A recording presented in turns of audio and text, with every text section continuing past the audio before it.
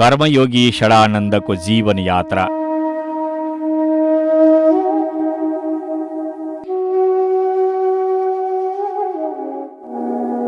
आबाल ब्रह्मचारी षडानन्द अधिकारीको जन्म पूर्वी नेपालको पहाडी जिल्ला भोजपुरको दिङलामा भएको हो।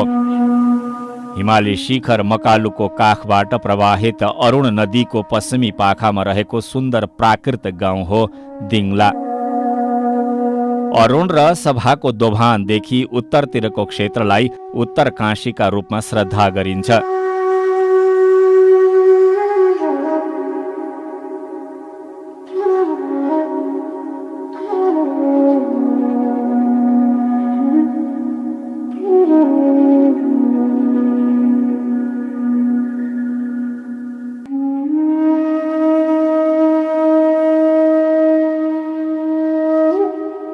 पूर्वको मनोकामना सतीघाट, दिङला, मझुवा बेसी, बुमलिङ, सालपा उत्तर काशीका तीर्थस्थल हुन्।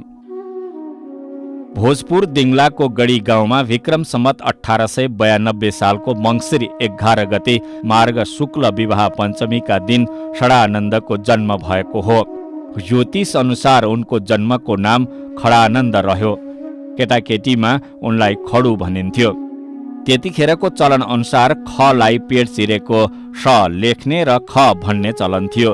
त्यसैले उनका हस्ताक्षरहरूमा खडानन्दका सट्टा षडानन्द नै उल्लेख भएको भेटिन्छ। कुनै जीवनीकारले षडानन्द भनेर लेखेका भए पनि उनी षडानन्द नामले लोकप्रसिद्ध भए। उनी बाला गुरु र गुरु महाराज नामले पनि चिनिन्छन्। किसान परिवारका पिता लक्ष्मीनारायण अधिकारी र माता रुक्मिणीका कोखबाट उनको जन्म भएको थियो। उनी परिवारका कान्छा छोरा थिए। षडानन्द गर्भमै छँदा पिता लक्ष्मीनारायणको निधन भएकाले उनी गर्भे टुहुरा थिए। षडानन्दका पिताको घर जामुनेमा रहेको भए पनि जन्म गढी गाउँको मामा घरमा भएको थियो। जन्मपछि शिशुको सालनाल मामा घर माथिको पिपलको फेदमा गाड्दै षडानन्दकी दिदीले मेरो भाइ पनि पिपल जस्तै लोकलाई छहारी दिने बनोस् भन्ने कामना गरेकी थिइन् भनिन्छ। यहाँ ल्याएर उहाँको सालनाललाई यहाँको पिपलको बोटमा राखेर यो जुन ठाउँमा यहाँ छ हामी उभिएका छौँ, यही ठाउँमा जसरी तिमीले पिपलको वृक्षले दुनियाँलाई छाया दिएको छ त्यसै गरी मेरो भाइ ठुलो भएर दुनियाँलाई छाया दियोस् भन्ने चाहिँ अब पिपलसँग वरदान मागेको भन्ने चाहिँ अब किंवदन्ती छ। षडानन्दका बाल सखाहरूमा दर्जी परिवारका बालक पनि थिए। खेल्दै जाँदा उनी कहिलेकाहीँ बोधनकी आमा धनमाया दमाईका घरमा पुग्थे। षडानन्दकी आमा बिरामी हुँदा उनी धनमायाको दुध खाएर हुर्किएका थिए भन्ने स्थानीय कथन छ। उहाँको दुध नआउने भएकोले दुध खुवाउने एउटा दुध खुवाएर चाहिँ उहाँलाई चाहिँ राख्ने एउटा सम्बन्ध जोडिएको छ। र अर्को गुरु चाहिँ अब छिमेकी भएको कारणले गर्दा यहाँ पनि केटाकेटी समकक्षी भएकोले त्यतिखेर आउने जाने र उहाँलाई चाहिँ बाबु तिमी ब्राह्मणका छोरा हौ, तिमीले पढ्नुपर्छ, तिमीले ज्ञानी बन्नुपर्छ, तिमीले अध्ययन गर्नुपर्छ भन्ने चाहिँ प्रेरणा चाहिँ हाम्रो धनमाया दमिनीले चाहिँ दिनुभएको भन्ने सुन्ने छ, किंवदन्तीमा छ। षडानन्द सानैदेखि विद्यामा रुचि राख्थे। सुनेका पौराणिक कथाहरू कण्ठस्थ सुनाउँथे। उनको प्रतिभा देखेर वरपरका मानिसले उनलाई बाला गुरु भनेर प्रशंसा गर्दथे। 8 वर्षको उमेरमा उनको व्रत बन्ध भयो। त्यसपछि उनी अध्ययनमा आकर्षित भए। खोटाङ सिम्पानीमा दिदीको घर गएका षडानन्द उतैका तीर्थयात्रीका साथ लागेर जनकपुर गई पढाइको बाटो समाए।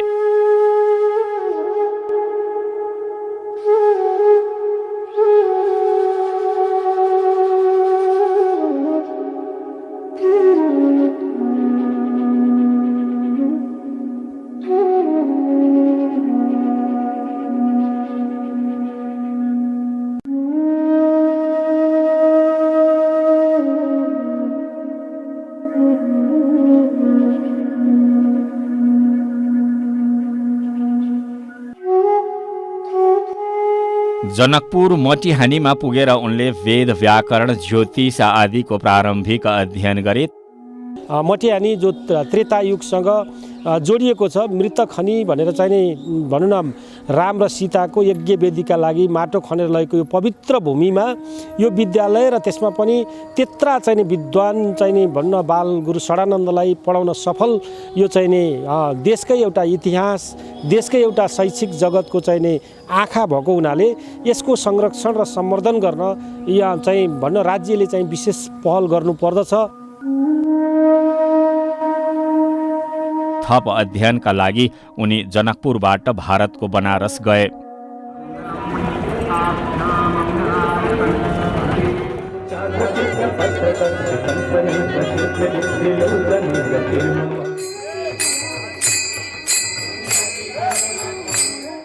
बनारसमा मुमुक्षु भवनका आद्य संस्थापक मगनी राम ब्रह्मचारीको सान्निध्यमा रहेर षडानन्दले व्याकरण, ज्योतिष, आयुर्वेद, योग, धर्मशास्त्र, दर्शन लगायतका विषयको गहन अध्ययन गरे।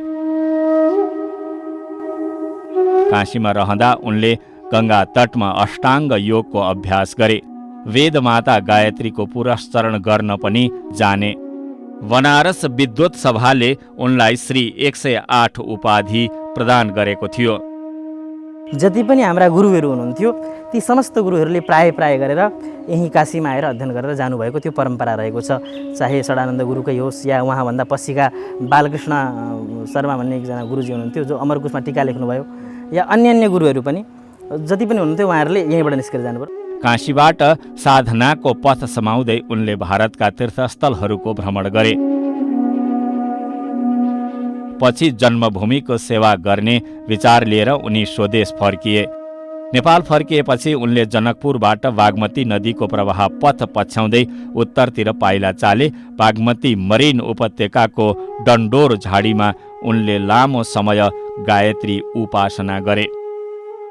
यही ठाउँ यही थलो नै हो बालागुरु षडानन्द चाहिँ यहाँ आएर केही समय बसेर तपस्या गरेर चाहिँ गएको भनेर भन्ने चाहिँ कुरा बुझिन्छ। मरिन र बागमतीको सङ्गम भएको ठाउँ भएको हुनाले यहाँ आनन्द आउने भएको हुनाले यहाँ तपस्या गरेको भने अनुमान हजुरबाजीबाहरूले हामीलाई सुनाउनुहुन्थ्यो।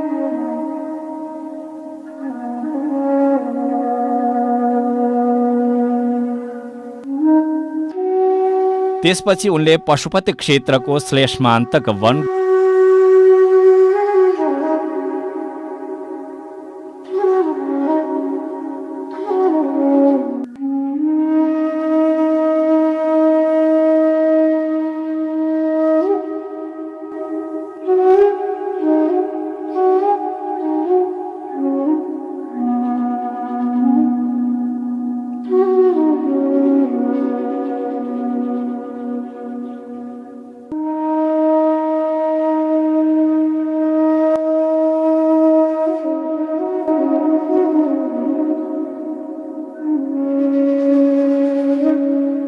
षडानन्द ब्रह्मचारीको चर्चामा हाम्रो शिवपुरी बाबा पनि बस्नुभएको र सँगसँगै वासुकी ब्रह्मचारीको पनि कुरा गाँसिएको।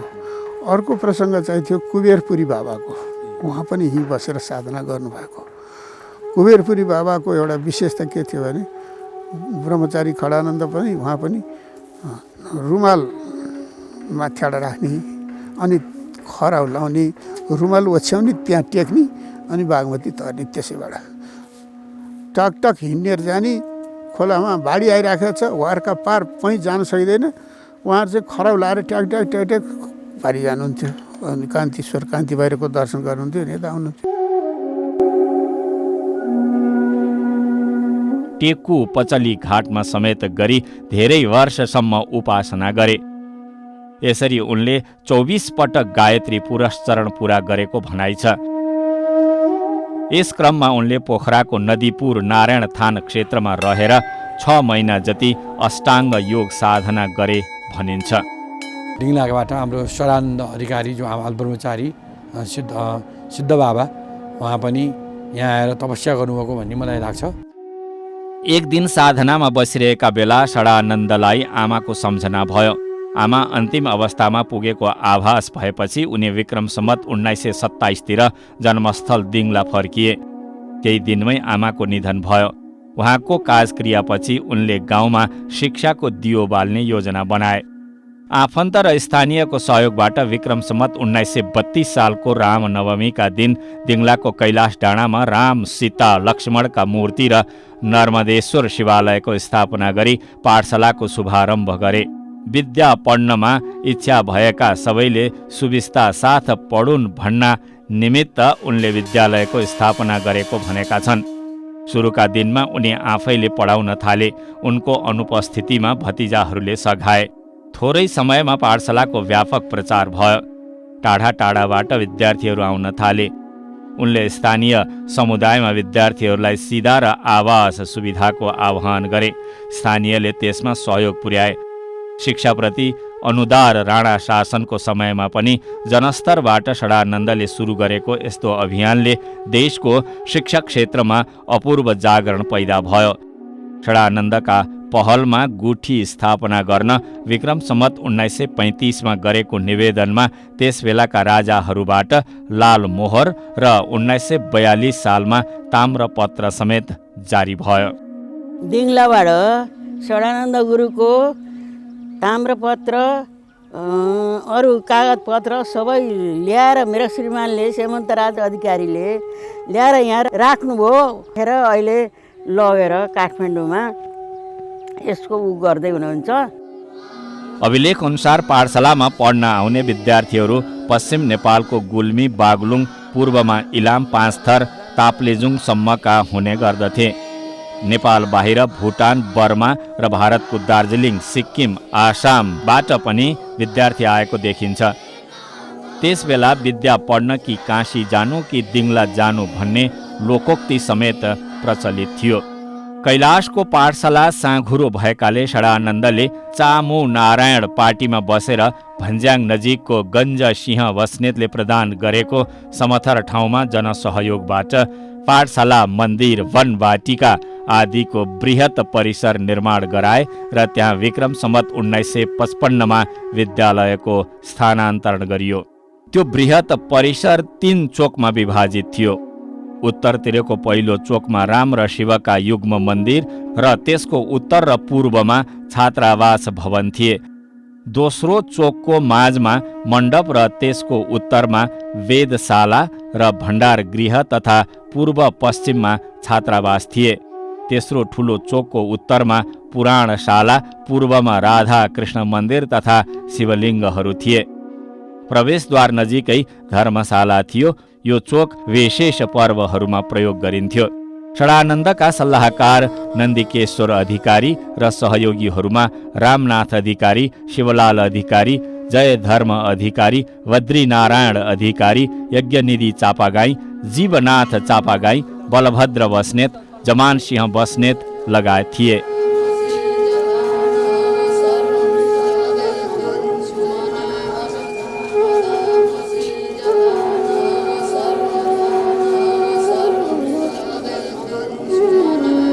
प्रस्तर कला तथा कालीगढको काम काठमाडौँ उपत्यकाको पाटन बकुङ बहालका रत्नमान र उनका सहयोगीहरूले गरेका थिए। यसरी योजनाबद्ध ढङ्गले निर्माण गरिएको बृहत्तर संरचना अहिले भत्के बिग्रेको अवस्थामा एउटै चोक जस्तो देखिन्छ। विद्यालय 2016 सालमा संस्कृत प्रधान पाठशालामा परिणत भएपछि विद्यार्थी सङ्ख्यामा वृद्धि भयो। 2021 सालमा पूर्वतर्फको डाँडामा सारियो। त्यहाँ 2022 सालदेखि 2027 सालसम्म महाविद्यालय तहसम्मको पठन पाठन भएको थियो। स्थापना कालदेखि संस्कृतको अटुट रूपमा पढाइ हुँदै आएको देशकै गौरवमय इतिहास बोकेको षडानन्द माविमा 2059 सालदेखि संस्कृतको पठन पाठन अवरुद्ध छ। देशकै जेठो विद्यालयमा संस्कृत शिक्षाको निरन्तरता खण्डित हुनु राष्ट्रका लागि अपूरणीय क्षति हो। षडानन्दले पाठशालाका वरिपरि भित्री र बाहिरी बगैँचा निर्माण गराए। पर्खालले घेरिएको भित्री बगैँचामा अशोक लगायतका 1008 दुर्लभ वनस्पति रोपिएका थिए।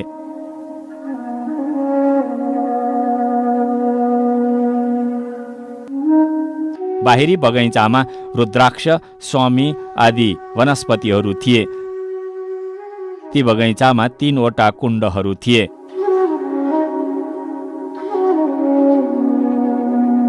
पानीका लागि रामधारा, लक्ष्मणधारा, नारायणधाराको व्यवस्था गरिएको थियो। गौचरणका लागि अलग्गै जमिन थियो। गुरु षडानन्दले साप्ताहिक हाट बजारको पनि प्रबन्ध मिलाएका थिए।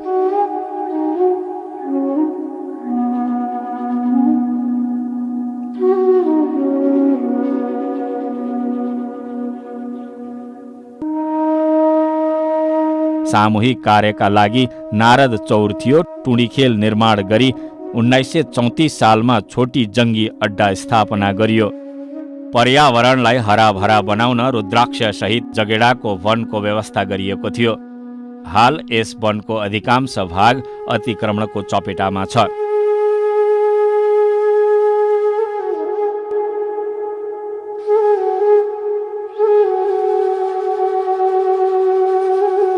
पाठशाला र मन्दिर आदिको सुसञ्चालनका लागि ब्रह्मचारी षडानन्दले जनसहयोगबाट सीताराम गुठीको स्थापना गरेका थिए।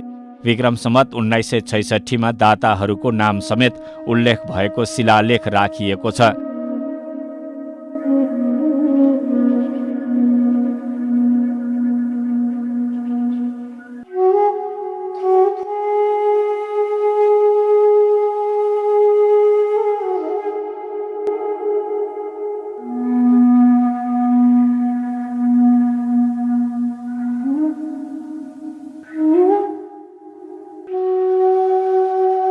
त्यही साल गुठी सञ्चालनका लागि धर्मपत्रिका अनुसार गुठीको वार्षिक आयस्ता 336 मुरी 1 पाथी हुने उल्लेख छ। यस आयस्ताबाट पढाउने शिक्षकलाई खानकी, विद्यार्थीलाई छात्रवृत्तिका साथै नित्य पूजा गर्ने पुजारी, चतुर्मासा र पर्वमा पुराण भन्ने पण्डितलाई खानकीको व्यवस्था थियो। यसमा गुठीको काम हेर्ने र अन्य कारिन्दा, बगैँचे, सिपाही, बडारू, नगरची आदिको खानकी, पूजा सामग्री र पर्वहरूको खर्च समेतको सूक्ष्म बाँडफाँड उल्लेख छ। 1966 सालपछि पनि जग्गाहरू थपिएको जानकारी पछिल्ला कागजातहरू, तर्जुमा पत्र आदिबाट थाहा हुन्छ। विक्रम सम्वत 2036 सालको नापी अनुसार 1700 रोपनी, 1 आना 3 पैसा 2 दाम तथा 0.4610 वर्ग मिटर सो गुठीको क्षेत्रफल रहेको छ।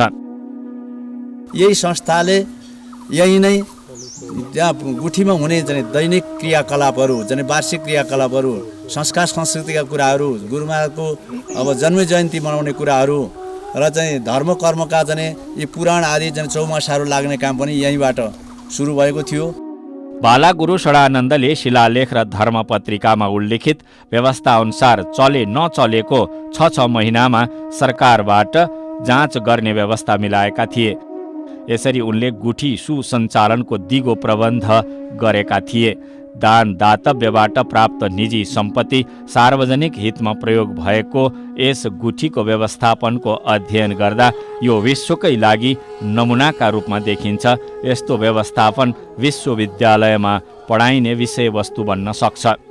गुरु षडानन्दले पुराण, प्रवचन आदिबाट आर्जन गरेको दान दक्षिणालाई पनि गुठी प्रवर्धनमा खर्च गरेर पूर्णतः निस्वार्थ भाव प्रस्तुत गरेका थिए। कल्याणकारी भावना र त्यागी व्यक्तित्वले गर्दा जनताले पनि होस्टेमा हैसे गरे।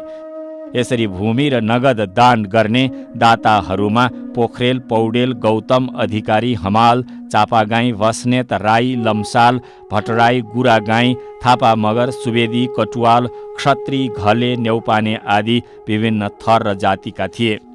षडानन्दले विभिन्न ठाउँमा पुराण प्रवचन गरेका अभिलेखहरू पाइन्छन्।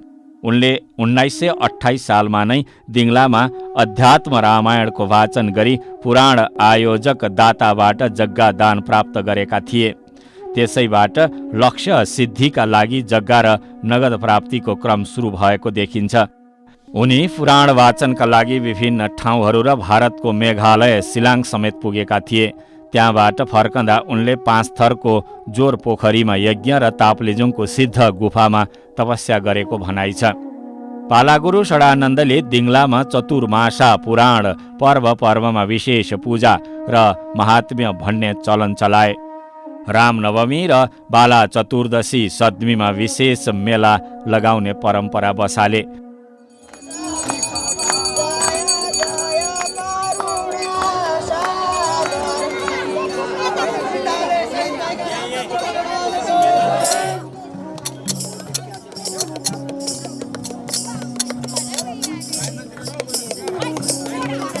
बाला चतुर्दशीको अघिल्लो रात मन्दिर परिसरमा भक्तजनहरू बत्ती बालेर भजन कीर्तन गर्दै जागराम बस्थे।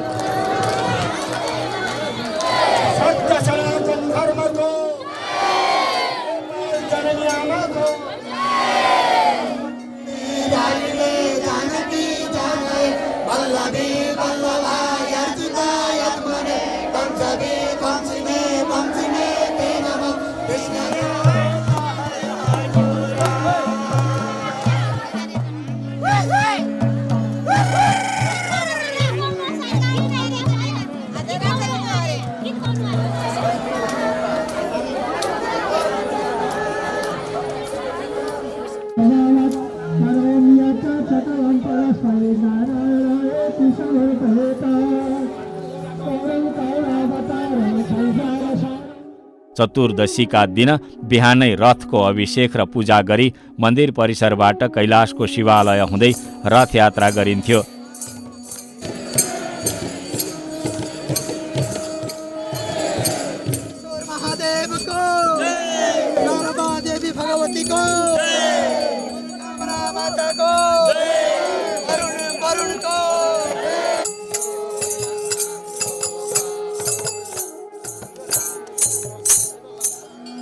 यात्रामा सतबीज सप्त धान्य छर्ने भक्तजनहरूको घुइँचो लाग्थ्यो।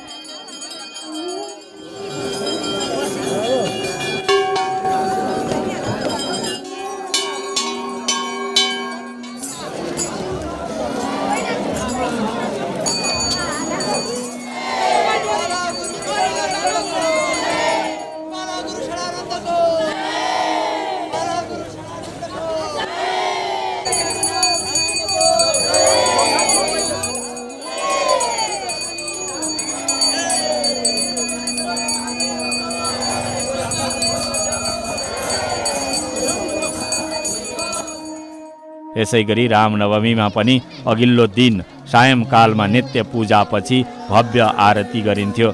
भक्तजनहरू पनि बत्ती बालेर बालन भजन सङ्गीनी गाएर रातभर जागराम बस्दथे। मेलामा स्थानीय उत्पादनको किनबेच हुन्थ्यो।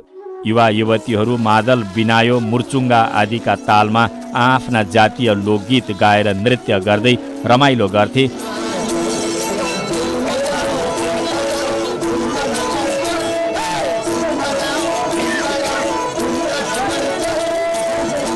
यी परम्पराहरू आजसम्म पनि चल्दै आएका छन्।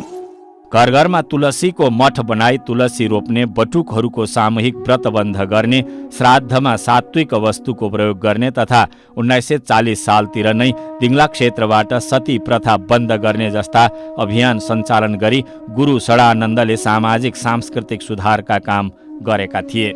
पाठशाला, मन्दिर, गुठी लगायतका सम्पदा सञ्चालनको दिगो व्यवस्था गरी स्थानीय जनसमुदायलाई नै जिम्मा लगाएर उनी 1970 सालमा काठमाडौँ फर्किए।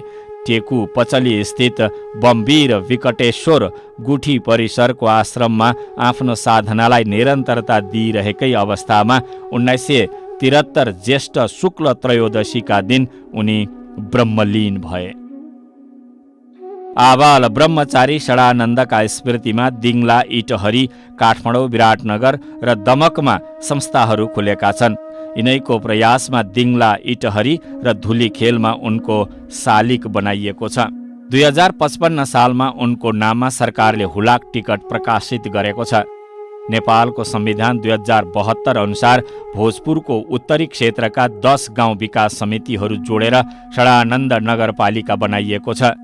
उहाँको चाहिँ चाहना पुरा गर्नको लागि र नगरपालिका यो चाहिँ गुठी गुरु महाराजको चाहना पुरा गर्नको लागि हामीले यसलाई चाहिँ समृद्ध बनाउनको लागि हामीले त्यसको कार्यक्रम अगाडि बढाएका छौँ। बालागुरु षडानन्द र योगमाया नेउपानेलाई चाहिँ राष्ट्रिय विभूति घोषणा गर्नुपर्छ भनेर हामीले गाविसदेखि हुँदादेखि हामीले जिल्ला विकाससम्म र अहिले हामीले प्रत्येक वाडामा अहिले म एउटा वाडाको प्रतिनिधि भएर वाडादेखि नगर र नगरदेखि हामीले माथिसम्म चाहिँ यसलाई राष्ट्रिय विभूति अब सामान्यभन्दा सामान्य मान्छेहरू त राष्ट्रिय विभूति भइसक्यो भनेदेखि जुन बेला नेपालमा गरिब जनताको छोराहरूले सर्वसाधारणको जनताको छोराछोरीले पढ्ने पहिलो पाठशाला भएको खोल्नु सक्ने क्षमता भएको मान्छेलाई चाहिँ अहिलेसम्म किन राष्ट्रिय विभूति घोषणा गरिएन? उनका नाममा दिङलामा षडानन्द बहुमुखी क्याम्पस र षडानन्द वेदाश्रम गुरुकुल सञ्चालनमा छन्। दिङलामा षडानन्द जयन्ती भव्य रूपमा मनाइन्छ। स्थानीय समुदायको जुलुसले नगर परिक्रमा गरेपछि जुलुस सभामा परिणत हुन्छ।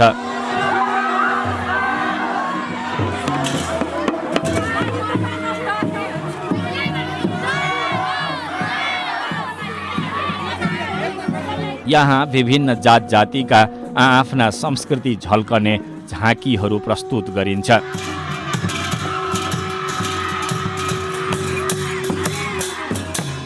दिङला बाहिरका संस्थाहरूबाट पनि सभा समारोहको आयोजना गरेर विवाह पञ्चमीमा षडानन्द जयन्ती मनाउने गरिएको छ। यस अवसरमा यी संस्थाहरूले उनको नाममा विद्वानहरूलाई पुरस्कार, विद्वत्वृत्ति तथा विद्यार्थीहरूलाई छात्रवृत्ति प्रदान गर्दै आएका छन्। षडानन्दका विषयमा 1.5 दर्जन किताब प्रकाशित छन्।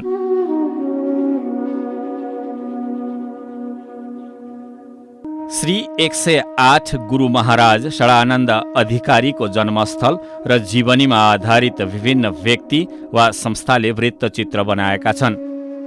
आबाल ब्रह्मचारी षडानन्दले गरेका काम, उहाँको योगदान र उहाँसँग सम्बन्धित जति पनि जिज्ञासाहरू छन् जनसमुदायमा, ती सबैलाई यसले एउटा अध्ययनका लागि एउटा गतिलो सामग्री प्रदान गर्नेछ भन्ने हामीले सोचेका छौँ। यो हामीले हाम्रै कार्यकालमा यो अहिले उत्पादन हुँदैछ। हाम्रो अहिले यो संस्थाको अध्यक्ष स्वर्गीय भइसक्नु भएको छ विष्णुराज कुसुमजी, उहाँ नै हो यसको वास्तवमा सुरु गर्ने अभिरुचि राखेर यसमा अगाडि बढ्नुभएको। उहाँकै सक्रियता र सत्प्रयासमा हामीले यो काम सुरु गरेका हौँ। अब यो जनस्तरमा अब जाने अवस्थामा पुग्न लागेको छ। अब यसलाई हेरेर सर्वसाधारणले अथवा आबाल ब्रह्मचारी षडानन्दप्रति आस्था राख्ने, उहाँका क्रियाकलापप्रति अभिरुचि राख्ने र उहाँबाट केही प्रेरणा लिन चाहने समुदायले यो हेरेर यसका केही कमी कमजोरीहरू औँल्याइदिएदेखि यसलाई भविष्यमा फेरि अझै सुधार गर्दै लान सकिन्छ र यसले आबाल ब्रह्मचारी षडानन्दका योगदानका बारेमा जनस्तरमा श्रव्यदृश्य माध्यमबाट राम्रो सन्देश दिनेछ, एउटा उपयुक्त सामग्रीको रूपमा यो प्रस्तुत हुनेछ भन्ने मैले सोचेको छु। अहिले दिङलाका संरचना र सम्पदाहरू अतिक्रमित छन्, जीर्ण बन्दै गएका छन्। षडानन्दका कृति र कीर्ति बचाएर भावी पुस्तालाई सुरक्षित हस्तान्तरण गर्ने अभिभारा षडानन्द सीताराम गुठी, षडानन्द नगरपालिका र षडानन्दका नाममा खुलेका संस्थाहरूमा आएको छ। करिब 150 वर्ष पुरानो पुरातात्विक सम्पदाका रूपमा रहेको जगेडा वन, उद्यान, विद्यालय र मन्दिर सहितको परिसरलाई षडानन्द बृहत उद्यानका रूपमा पूर्व स्थिति र स्वरूपमा संरक्षण गरेर विश्व सम्पदा सूचीमा समावेशका लागि आवश्यक पहल गर्नु वाञ्छनीय छ। षडानन्द अधिकारी नेपाली शिक्षा क्षेत्रका अग्रणी व्यक्तित्व हुन्। कुनै वर्ग सीमाभन्दा माथि उठेर सम्पूर्ण नेपालीलाई शिक्षित बनाउन आफ्नो जीवन समर्पित गरेका ऐतिहासिक पुरुष हुन्। तत्कालीन नेपाली समाज र संस्कृतिमा लागेको खिया खुर्केर निखर ज्ञानको ज्योति फैलाउने गुरु हुन्। सामाजिक गतिविधिको प्रवर्धन र पर्यावरण संरक्षणका अग्रदूत हुन्। यस्ता कर्मयोगी महान विभूतिको योगदानको उच्च मूल्याङ्कन राष्ट्रले गर्नुपर्दछ। उनका कृति र कीर्तिहरूको संरक्षण र विकासमा समाजले ध्यान दिनुपर्दछ। जीवनभर साधनारत सिद्ध योगी बाला गुरु हामी सबैका अजस्र प्रेरणा स्रोत हुन्।